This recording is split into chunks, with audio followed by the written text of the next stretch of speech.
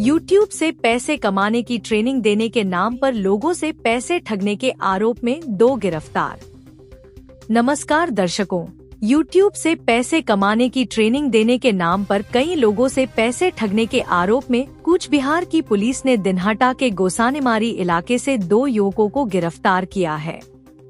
उनके पास से 5 लैपटॉप, कई सिम कार्ड, मोबाइल और अन्य सामान बरामद किए गए।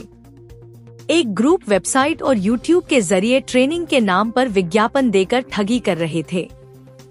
आज कूच बिहार के पुलिस अधीक्षक द्युतिमान भट्टाचार्य ने प्रेस कॉन्फ्रेंस में बताया कि दिनहाटा के गोसानेमारी इलाके का एक ग्रुप 3 महीने से YouTube से पैसे कमाने की ट्रेनिंग दिलाने के नाम पर ठगी कर रहा है। शिकायत के आधार पर पुलिस ने छापेमारी कर 2 लोगों को गिरफ्तार कर लिया। उनके पास से 5 लैपटॉप, कई SIM card, mobile, bank passbook बरामद किए गए। आज उन्हें कोर्ट में पेश किया गया तो कोर्ट ने 5 दिन की पुलिस हिरासत का आदेश दिया है। इन्होंने देश के अलग अलग हिस्सों में ठगी की है। इस ग्रुप में कई अन्य लोग भी शामिल हैं। पुलिस उन्हें जल्द गिरफ्तार कर लेगी। গতরাতে আমরা দিনহাটা থানার গোসানিমারি অঞ্চলে একটি বাড়িতে রেড করি এবং সেখানে দেখা যায় যে একটি সাইবার ক্রাইমের একটা ব্যবস্থা চলছে। তো সেখানে গিয়ে আমরা দুজনকে গ্রেপ্তার করি এবং তাদের কাছ থেকে এই বিপুল পরিমাণ এই ল্যাপটপ বা অন্যান্য জিনিসপত্র উদ্ধার করা হয়। যেটা জানা যায় যে তারা একটি ভুয়ো ওয়েবসাইটের মতো চালাচ্ছিল, যাতে মানুষকে শিক্ষাদান, বিভিন্ন ধরনের ইউটিউব ম্যানেজমেন্ট ইত্যাদি শেখাবার একটা বন্দোবস্ত করেছিল। কিন্তু আদতে সেগুলো কিছুই না করে তারা তাদের থেকে টাকা নিচ্ছিল এবং বিভিন্ন মানুষকে তারা এই ফ্রড করেছে। তার মধ্যে আমরা যেটা সাইবার ক্রাইম পোর্টালে পাচ্ছি যে এটা দেশের বিভিন্ন জায়গাতেই তারা এই ক্রাইমটা করেছে এবং বিভিন্ন জায়গায় মানুষকে এইভাবে ঠকাচ্ছিল। এই ইউটিউব একটা ভিডিও করে তাদেরকে ছেড়ে তাদেরকে ট্রেনিং দেবে ইত্যাদি বলে ঠকাচ্ছিল। যেরকমভাবে আমরা বিভিন্ন জায়গায় কমপ্লেন্টে পাচ্ছি যে হি suppose to teach me something but now he is not responding and he is a fraud person, I lost my এত টাকা।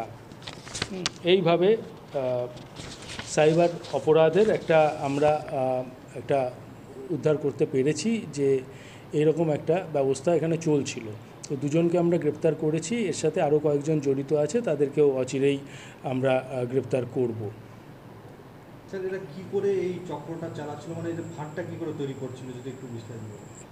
এটাই বললাম, এখন তদন্তের সাথে এর চেয়ে বেশি বিস্তারিত বলা যাবে না। যেটা বললাম আগে যে তারা একটি ইউটিউব চ্যানেল করেছিল এবং একটি হোয়াটসঅ্যাপ গ্রুপ করেছিল, যার মাধ্যমে তারা কিছু টেকনিক্যালিটি শেখাবে বলে, ইউটিউবের মাধ্যমে কীভাবে পয়সা রোজগার করা যায় ইত্যাদি শেখাবে বলে, তারা ট্রেনিং দেবে বলে একটা সাইট চালাচ্ছিল। কিন্তু আদতে কোনো ট্রেনিং তারা দিচ্ছিল না, তারা বিভিন্ন লোকের থেকে টাকা পয়সা তুলছিল এবং একটা টাকা তোলার যে অ্যাকাউন্ট, সেই অ্যাকাউন্টকেও আমরা পেয়েছি, সেই অ্যাকাউন্টও সিজ করা হবে। সেখান থেকে বিভিন্ন মানুষের থেকে পাওয়া টাকা ওখান থেকে তোলা হয়েছে। কত টাকা এরকম তুলেছে বা কিছু অ্যামাউন্ট জানা গিয়েছে? অ্যামাউন্ট এখনই বলা যাচ্ছে না, কিন্তু একজন ব্যক্তির থেকে আমরা যেটা কমপ্লেন পেয়েছি তার থেকে প্রায় 1,75,000 টাকার মতো তারা তুলেছে।